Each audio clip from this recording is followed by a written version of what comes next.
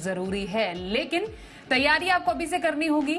और इस तैयारी में आपका साथ देने के लिए हमारे साथ दो एक्सपर्ट्स हैं। वो आपको गाइड करेंगे कि कैसे आप सही तरीके से अपना आईटीआर फाइल कर सके, जिससे कोई गलती ना हो एन मौके पर। हमारे साथ दो खास एक्सपर्ट्स हैं, उनका परिचय करा देते हैं। टैक्स एक्सपर्ट वेद जैन और टैक्स एक्सपर्ट सुनील गर्ग हमारे साथ है। वेद सर, सुनील जी, दोनों का बहुत स्वागत है मनी गुरु के आज के इस खास कार्यक्रम में हमारे साथ इस चर्चा में शामिल होने के लिए। और हर साल लगभग इस मौके पर हम आप दोनों से हमेशा चर्चा करते ही रहे हैं। वेद सर, इस बार क्या खास है, जरा समझना बेहद जरूरी है। हम आईटीआर तो हर साल भरते हैं, पर इस बार का जो आईटीआर है, क्या कुछ ऐसे बदलाव हैं या कुछ ऐसी बातें हैं जो टैक्स पेयर्स को मालूम होनी चाहिए? स्वाति जी, देखिए, इस बार का जो सबसे बड़ा बदलाव है वो न्यू टैक्स रेजिम पे है। वित्त मंत्री जी ने 2 साल पहले घोषणा की थी कि न्यू टैक्स रेजिम की, तो उस समय कहा था कि एक ऑप्शन दिया था कि ओल्ड रेजिम चलता रहेगा, जो न्यू रेजिम में जाना चाहे वो ऑप्ट कर सकते हैं। पिछले फाइनेंस एक्ट में उन्होंने एक अमेंडमेंट की और ये कहा कि अब new tax regime by default regime होगा। तो जब आप अपनी रिटर्न भरते हैं तो उस समय आपको ये ध्यान करना पड़ेगा कि आप ऑटोमेटिकली न्यू टैक्स रेजिम में चले जाएंगे।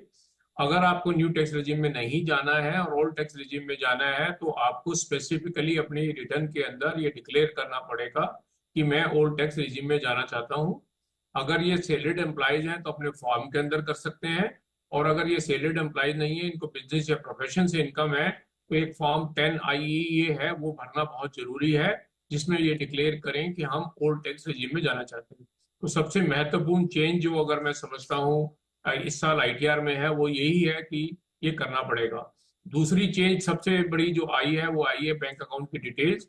अभी सभी टैक्स पेयर को अपने सभी बैंक अकाउंट डिस्क्लोज करने हैं अपनी आईटीआर के अंदर। आपका कोई भी बैंक अकाउंट कहीं भी खुला हुआ है वो डिस्क्लोज करना है, एक्सेप्ट एक डोरमेंट अकाउंट को जो बहुत पहले खुला था, बंद पड़ा है, जिसमें बैलेंस वैलेंस कुछ खास नहीं है, उसको छोड़ के बाकी सभी अकाउंटों को डिस्क्लोज करना बहुत जरूरी है। ये दो चीजें बहुत महत्वपूर्ण है जो इस बजट में इस बार आईटीआर के ऊपर लागू होंगी, जिसके बारे में। ओके, तो ये सबसे इंपॉर्टेंट बात कही आपने कि सबसे पहले टैक्स रिजीम समझना बेहद जरूरी है। आप किस टैक्स रिजीम में आते हैं, और आपने इस फाइनेंशियल ईयर के शुरुआत में ही अपने एम्प्लॉयर को बता दिया होगा, जब इस फाइनेंशियल ईयर की शुरुआत हुई है, कि आपको पुरानी टैक्स रिजीम में रहना है, नई टैक्स रिजीम में रहना है, क्योंकि नई टैक्स रिजीम जो है वो डिफॉल्ट टैक्स रिजीम अब मानी जाएगी। और इसी का ख्याल जैसे वेद जी ने बताया आपको रखना चाहिए अपने आईटीआर फाइलिंग के टाइम पर। अब सबसे इंपॉर्टेंट होता है कि कई बार सुनील जी, लोग ये जानना चाहते हैं कि क्या मैं इनकम टैक्स रिटर्न भरने के उस दायरे में आती हूं कि नहीं आती हूं। बहुत सारे टैक्स पेयर्स तो हर साल जुड़ ही रहे हैं सिस्टम के साथ, लेकिन कई लोग फिर भी ऐसे हैं कि वो एलिजिबल है कि नहीं एलिजिबल है, उनको मालूम नहीं होता है। लेकिन ये जरा बताइए कि आईटीआर किसे भरना चाहिए, कौन कौन एलिजिबल है? देखिए स्वाति, एक कंफ्यूजन कारण तो ये भी होता है, बहुत सारे लोग ये समझते हैं कि ओल्ड टैक्स रिजीम में चूंकि 5 लाख तक कोई टैक्स नहीं लगता है और नए टैक्स रिजीम में 7 लाख तक कोई टैक्स नहीं लगता है, तो शायद मुझे रिटर्न भरना भी जरूरी ना हो। पर ये गलत बात है। पुराने रिजीम में आपको 2.5 लाख रुपए से ज्यादा अगर आपकी इनकम है, क्योंकि जो आपको छूट मिलती है वो धारा 87A में मिलती है, और ऐसे नए रिजीम में भी आपको 87A में ही धारा मिलती है। बेसिक एग्जम्पशन जो लिमिट है वो तो केवल 3 लाख रुपए है। यानी अगर आप पुराने रिजीम में और 2.5 लाख रुपए से ज्यादा कमा रहे हैं और नए रिजीम में और 3 लाख से ज्यादा कमा रहे हैं, तो आपको रिटर्न भरना जरूरी है। एक बात तो ये। और दूसरी बात, सरकार ने ये भी कहा था कि अगर आपने कुछ ऐसे खर्चे किए हैं, कुछ ऐसे एक्सपेंडिचर किए हैं, आपकी हो सकता है कि इनकम 2.5 लाख और 3 लाख से कम हो, पर उसके बावजूद भी आपको रिटर्न भरना मैंडेटरी कर दिया था। जैसे आपका बिजली का बिल 1 लाख रुपए ज्यादा है, आपने फॉरेन ट्रेवल में 2 लाख रुपए ज्यादा खर्चा किया है, या आपके पास कोई फॉरेन में अकाउंट है, तो उसमें हो सकता है कि आपकी इनकम जीरो भी हो, लेकिन आपका अकाउंट अगर फॉरेन कोई अकाउंट है, तब भी आपको रिटर्न भरना बहुत जरूरी है। तो इस बात का आपको ध्यान रखना है। ओके, तो ये समझने की बातें हैं आपके आईटीआर रिटर्न में कि आपको new tax regime, old tax regime है, और बहुत सारी जो बातें सुनील जी ने भी बताई, आप उस कैटेगरी में आते हैं कि नहीं आते हैं। अब फॉर्म तो बहुत तरीके के हैं वेद जी, फॉर्म का सही चुनाव करना भी जरूरी है। अब तो प्रीफिल्ड फॉर्म्स आते हैं, मतलब आपको जिससे कम से कम काम करने की जरूरत पड़े। क्या फॉर्म्स पे कुछ ऐसे बदलाव हुए हैं जिसके बारे में टैक्स पेयर्स को जानना समझना जरूरी है? कोई इंफॉर्मेशन जो कि अगर नहीं डाली तो फिर आईटीआर के टाइम पर दिक्कत हो सकती है, ये जरा बताइए वेद सर। स्वाति जी देखिए, एक तो मैं पहले आपके सवाल का कह दूं, आपने कहा एलिजिबल नहीं होता रिटर्न भरने के लिए, आपकी लाइबिलिटी है भरने की। तो आप ये नहीं है कि आप एलिजिबल है फाइल करने के लिए, आपको हर व्यक्ति रिटर्न फाइल कर सकता है, लेकिन कुछ व्यक्ति इंडिविजुअल अच्छे हैं जिनके लिए मैंडेटरी है कि वो रिटर्न फाइल करेंगे, वो लॉ की ऑब्लिगेशन है अगर आपकी इनकम 2.5 लाख से ज्यादा है ओल्ड रिजीम में और 3 लाख से न्यू रिजीम के अंदर। अब जो फॉर्म की बात है, फॉर्म के लिए जो ऑब्लिगेशंस हैं, देखिए जो आईटीआर की इनकम टैक्स डिपार्टमेंट ने, सीबीडीटी ने अपनी तरफ से ईज बहुत की है। और मेनली मैं समझता हूं कि 4 तरह के फॉर्म हैं जो डिफरेंट सिचुएशन में एप्लीकेबल होते हैं। 2 फॉर्म ऐसे हैं जो सैलरीड क्लास के लिए हैं, आईटीआर 1 और आईटीआर 2, और आईटीआर 3 और 4 बिजनेस वालों के लिए है। आईटीआर 1 एक बहुत सिंपल सैलरी वालों के लिए है जिसकी इनकम 50 लाख से ज्यादा कम है, ज्यादा नहीं है, जिसकी 50 लाख से, जिनकी एक हाउस प्रॉपर्टी से ज्यादा की इनकम नहीं है, कोई लॉसेज नहीं है, इनकम फ्रॉम अदर सोर्सेज की और एग्रीकल्चर इनकम 5,000 रुपए से ज्यादा के नहीं है, तो उनके ऊपर ये लागू होता है। ये बहुत सिंपल फॉर्म है और इसके अंदर ऑब्लिगेशन मिनिमल है। इस फॉर्म के अंदर अभी बैंक अकाउंट डिस्क्लोज करने की भी रिक्वायरमेंट नहीं आई है कि सारे बैंक अकाउंट डिस्क्लोज किए जाए, क्योंकि आईटीआर 2, 3 और 5 3 पे आई है, इस पे वो भी नहीं आई है। तो जिस व्यक्ति की साधारणतः सिंपल सैलरी से इनकम है, टोटल इनकम 50 लाख रुपए से कम बनती है, तो उसके लिए सबसे सुविधाजनक आईटीआर 1 है जिसके लिए है। इसके अलावा जिसकी सैलरी की इनकम है, बिजनेस से इनकम नहीं है, उनके लिए आईटीआर 2 है, और उस कैटेगरी में सभी तरह के सैलरीड एम्प्लॉयज आ जाएंगे जिनकी बिजनेस और प्रोफेशन से इनकम नहीं है, वो सारे उसके अंदर कवर हो जाते हैं। इसी तरह से बिजनेस के अंदर जिनको की सिंपल बिजनेस प्रिजम्पटिव मॉडल जिसे कहते हैं, कि जो जैसे कि 44 एडी में हम कहते हैं कि जिसकी टर्नओवर अब 2 करोड़ या 3 करोड़ से कम है, जिसके ऊपर 8% का टैक्स रेट लगता है, या प्रोफेशनल है जिसके ऊपर 50 लाख से कम की है और 50% का रिबेट मिलता है, उसके केस में भी आईटीआर 4 है जो भरा जा सकता है, जिसे प्रिजम्पटिव कहते हैं, वो भी उसके ऊपर ऑब्लिगेशन है। इसके विपरीत हर बिजनेस वाले के लिए आईटीआर 3 है जो भरा जा सकता है। एक को हम सरल कहते हैं, एक को हम सहज फर्म कहते हैं, तो ये एक डिफरेंट तरह की वर्किंग आई हुई है। जो डिस्क्लोजर की बात थी, जैसे मैंने कहा कि डिस्क्लोजर की जो सबसे ज्यादा रिक्वायरमेंट है, एक तो वही है कि न्यू रिजीम और ओल्ड रिजीम की है। आपको by new regime by default में आएगा, और ये ध्यान करना है कि न्यू रिजीम में आपको किसी भी तरह की छूट नहीं मिलती है, ना तो आपको लाइफ इंश्योरेंस प्रीमियम की, प्रोविडेंट फंड की, और आपकी कोई नेशनल सेविंग सर्टिफिकेट की एटीसी, मेडिकल इंश्योरेंस की, एटीडी की नहीं मिलेगी, किसी भी तरह की कोई छूट उसमें नहीं मिलती है, ना डोनेशन, एटीजी की डोनेशन की नहीं मिलती है। तो जब आप न्यू रिजीम में जा रहे हैं तो आपको ये बड़ा ध्यान करना है कि न्यू रिजीम में आपको नहीं मिलेगी। Carry forward of income house property भी न्यू रिजीम के अंदर अलाउड नहीं है, तो उस समय भरते समय आप ध्यान कर लें। और सबसे ज्यादा जरूरी ये ध्यान में करने की बात है कि सैलरीड एम्प्लॉयज को ये छूट न्यू और ओल्ड रिजीम की ईयर टू ईयर पे देखी जा सकती है, तो उनके लिए तो बहुत आसान है कि वो दोनों तरह से फॉर्म भर के अपना भर के देख लें आईटीआर को, जिसमें भी टैक्स कम भरता है उसको टिक कर दें। लेकिन बिजनेस वाले के लिए है कि एक बार ऑप्शन देने के बाद वो चेंज करना संभव नहीं है, क्योंकि उसमें कहा कि एक बार आप 10IA फॉर्म भर दीजिए, फिर आपको चेंज अलाउ नहीं की जाएगी नेक्स्ट ईयर में, ईयर टू ईयर चेंज आपको परमिसिबल नहीं है। तो जो इसके बारे में आप डिसीजन लें कि आप ओल्ड रिजिम में रहना चाहें या न्यू रिजिम में रहना चाहें, तो आप बड़ा सोच समझ के लीजिए, और 1 साल को मत देखें बिजनेस वाले, पर्टिकुलरली 1 से ज्यादा साल के लिए आगे के लिए देखें। एक नई जो रिक्वायरमेंट अब की बार आई है वो है पॉलिटिकल पार्टी को डोनेशन देने के बारे में। पहले सिर्फ अमाउंट आता था कि आपने कितना दिया, उसकी डिडक्शन लेनी होती थी। अब उस पॉलिटिकल पार्टी के बारे में डिस्क्रिप्टिव आ गया है कि कितना डोनेशन दिया, किस बैंक अकाउंट से दिया, कैसे दिया है, वो सारा मोड आपको डिस्क्रिप्शन करके देना है अगर डोनेशन में ये ऐसा। लेकिन ये एग्जेम्पशन भी आपको तभी मिलेगी जब आप ओल्ड रिजिम होंगे, न्यू रिजिम में ये एग्जेम्पशन भी आपको अवेलेबल नहीं है। एक नई रिक्वायरमेंट आई है कैपिटल गेन अकाउंट की। जैसे आपको आइडिया होगा कि कैपिटल गेन अकाउंट में अगर किसी को कभी कोई कैपिटल गेन होता है और वो उस पर कोई नया मकान खरीदना चाहे, इन्वेस्टमेंट करने का जो टाइम मिलता है 2 साल या 3 साल का, और वो उस समय तक नहीं ले पाता जब तक कि उसकी रिटर्न की ड्यू डेट है, जैसे 31 जुलाई की ड्यू डेट है, तो उसको एक कैपिटल गेन अकाउंट में पैसे जमा कराने होते हैं। पहले तो सिर्फ अमाउंट लिखना होता था कि कितना अमाउंट हमने कैपिटल गेन अकाउंट में जमा कराया है। अब उसके बैंक के अलावा उसकी डिटेल देनी होगी, अकाउंट नंबर और बैंक का कोड भी देना होगा जिस बैंक में वो पैसे जमा हुए हैं, और उस अकाउंट में जो पैसे विड्रॉ किए ड्यूरिंग द ईयर उसकी भी डिटेल उसको देनी पड़ेगी। तो ये नई रिक्वायरमेंट आई है, और आप ये जब रिटर्न भरने लगे तो बड़ी सोच समझ के ये सारे पर्टिकुलर देख के भरें। और जो दूसरी रिक्वायरमेंट रिटर्न भरने की है वो ये है, जो सबसे बड़ा है 26A फॉर्म, जिससे पता लगता है आपके बारे में कि भाई आपने क्या क्या, आपकी कौन कौन सी इनकम है जिस पर टैक्स कटा है, क्या क्या आपकी ट्रांजेक्शन हुई है, जो एआईआर से इंफॉर्मेशन निकल कर आई है वो भी सारा अपना चेक कर लेंगे। तो उससे बहुत ज्यादा सुविधा मिल जाएगी। अगर आपको कोई रेंट की इनकम आती है तो दूसरे जिससे आपकी रेंट की इनकम आती है, उसने अगर हाउस रेंट क्लेम किया है तो आपके अकाउंट में भी वो रिफ्लेक्ट हो जाएगा कि आपकी ये रेंट की इनकम है, जो दूसरे व्यक्ति ने जिससे आपने रेंट लिया उसने एग्जम्पशन क्लेम की है। तो आप रिटर्न भरते समय अपने बैंक अकाउंट, अपने 26A और एआर की जो इन्फॉर्मेशन है उसको बहुत क्लियरली रिकंसाइल करके चलें। तो क्यों ये समझना जरूरी भी है वेद सर, बिकॉज कई लोग खुद से आईटीआर भरते हैं, कई लोग एक्सपर्ट से भरवाते हैं, किसी प्रोफेशनल से भरवाते हैं। तो अगर आप खुद से भरना चाहते हैं तो इतनी बारीकियां समझना जरूरी है जिससे आपकी कोई गलती ना हो जाए। एक रूल मैं सुनील जी आपसे जानना चाहती हूँ एनआरआईज के आईटीआर को लेकर। अभी तो एक रिपोर्ट और सर्वे भी आया था कि लगभग 73% एनआरआई है जो कि देश के अलग अलग माफ कीजिए दुनिया के अलग अलग देशों में रहते हैं, जैसे यूएस हो गया, यूके है, कनाडा है, यूएई है, जो कि इंडिया में आईटीआर फाइल करेंगे। ये एनआरआई के लिए आईटीआर भरने के रूल्स क्या हैं? देखिए, सबसे बड़ी बात तो क्या है कि अगर आप नॉन रेजिडेंट है, हमारे यहाँ पर जो रेजिडेंशियल स्टेटस है वो एनआरआई के बेस पे नहीं है, रेजिडेंट या नॉन रेजिडेंट। आप 182 दिन ज्यादा हिंदुस्तान में तो आप रेजिडेंट, और उस 182 दिन से ज्यादा आप बाहर है तो आप नॉन रेजिडेंट कहलाते हैं। तो नंबर एक बात तो आपको ये समझ लेनी चाहिए कि अगर आप नॉन रेजिडेंट है, यानी आप 182 दिन से ज्यादा बाहर रहे हिंदुस्तान से, तो आप नॉन रेजिडेंट हो जाएंगे उस साल के लिए पर्टिकुलरली। और आपको केवल उसी इनकम पर टैक्स देना है जो इनकम आपकी हिंदुस्तान में, इंडिया में आपको रिसीव हुई है, अक्रू हुई है।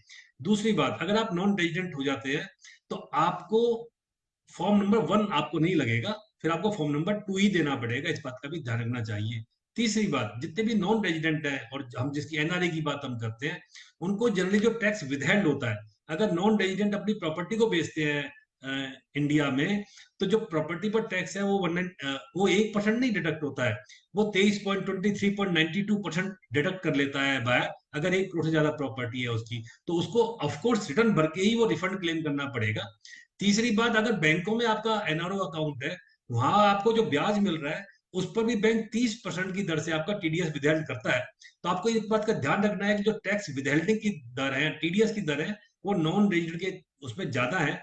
तो उनको रिटर्न यहाँ भरनी जरूरी है। अगर उनकी कोई भी इनकम इंडिया में है, जो इंडिया में रिसीव हुई है, उनका कोई बैंक का खाता है, कोई प्रॉपर्टी है, कोई रेंटल इनकम है, वो आप सबको डिक्लेयर करना बहुत जरूरी है, बहुत मैंडेटरी है। हम्म ओके। एक ब्रेक के लिए यहाँ पर रुकते हैं, ब्रेक के बाद इस चर्चा को जारी रखेंगे और समझेंगे वो गलतियां कौन सी हो जाती है और बहुत ही कहते हैं ना सिली मिस्टेक्स जो आपको नहीं करनी है जब आपको आईटीआर भरना है। और अगर आईटीआर भरने की डेडलाइन चूकी तो क्या लगती है पेनल्टी, कैसा होता है फाइन, इस पर भी करेंगे चर्चा थोड़ी देर में।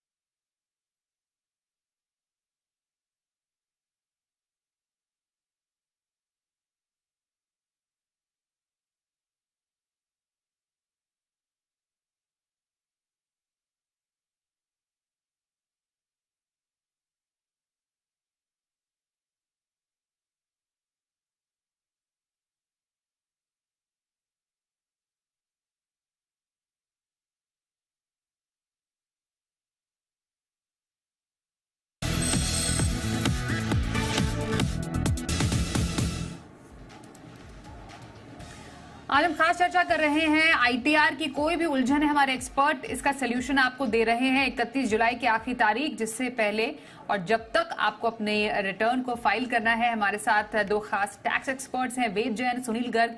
उनसे हम तमाम सवालों के जवाब ले रहे हैं जो आपके मन में उठ भी रहे होंगे।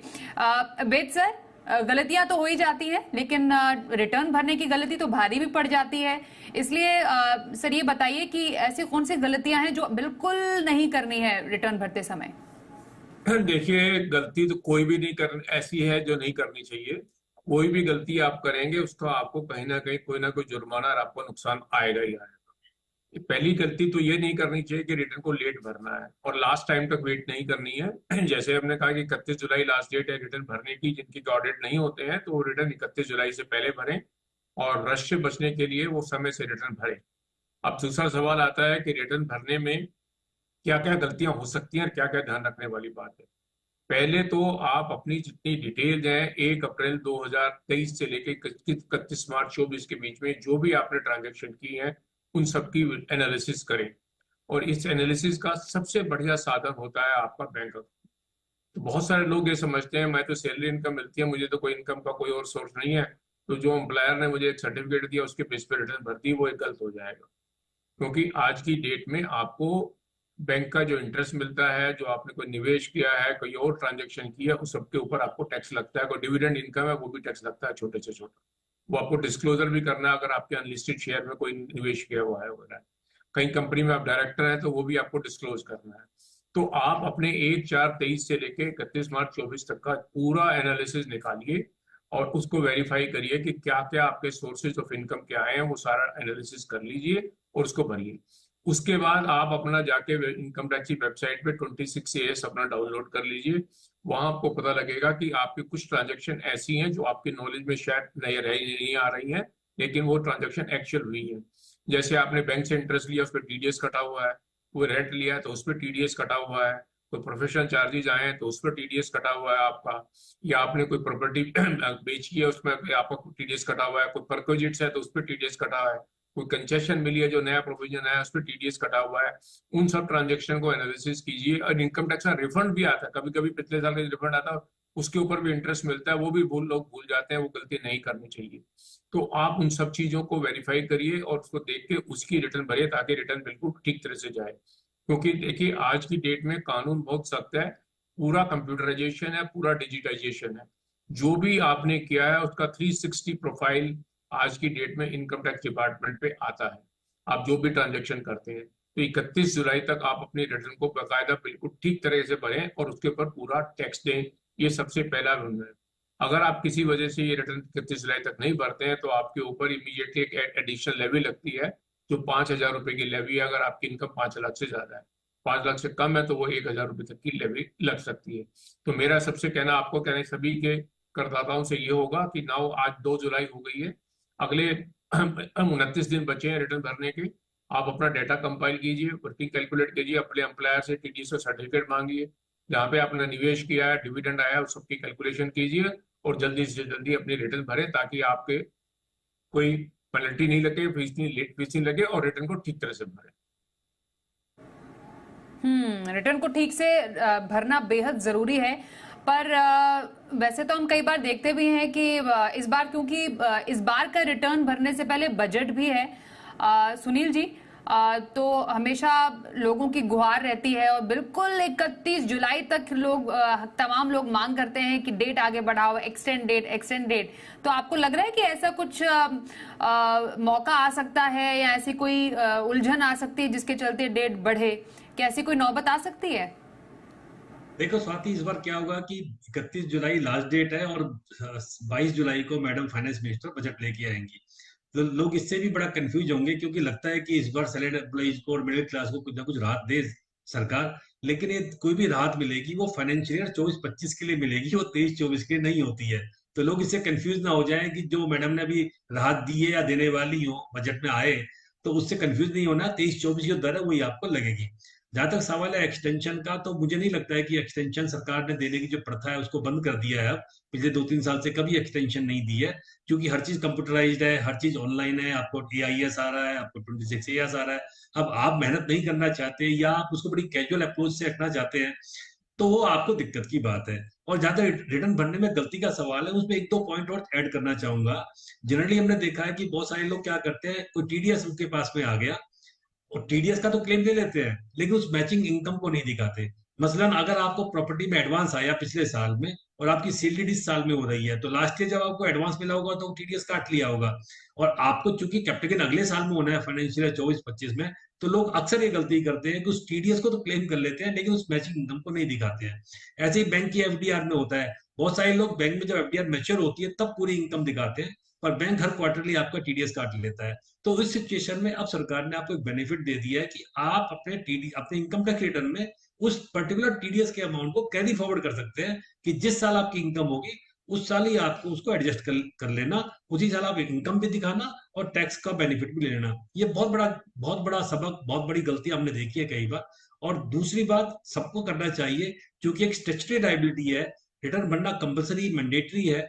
आपको उसको कैजुअल अप्रोच में नहीं लेना है, आपको सारी इनकम को बिल्कुल प्रॉपर तरीके से AIS से मैच करना है। हाँ, आपको कई बार मान लीजिए AIS में कुछ मिसमैच है, आपको लगता है कि आपकी गलत इनकम दिखा दी है AIS में, या आपको लगता है कि आपका टैक्स गलत दिखा दिया है, तो आपको एक ऑप्शन दी है सरकार ने कि आप वहां पे उसको डिनाई कर सकते हैं, उसको डिसएग्री कर सकते हैं।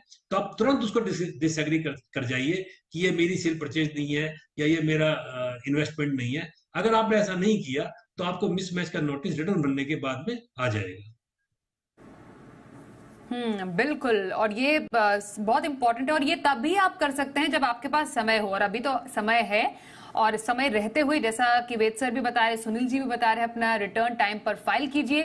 31 जुलाई रात को 12 बजे तक का इंतजार क्यों करना, क्योंकि उसके बाद पेनल्टी और फाइन, आपको उस पर ब्याज देना पड़ सकता है। तमाम बारीकियां हमें समझाई, ITR फाइलिंग से जुड़ी हुई क्या उलझने हो सकती है उसका सोल्यूशन बताया। बहुत धन्यवाद करते हैं वेद जैन सर और साथ ही सुनील गर्ग जी, आप दोनों का हमारे साथ इस चर्चा में शामिल होने के लिए। मनी गुरु में बस इतना ही, रुकते हैं ब्रेक के लिए। देखते रहिए जी बिजनेस।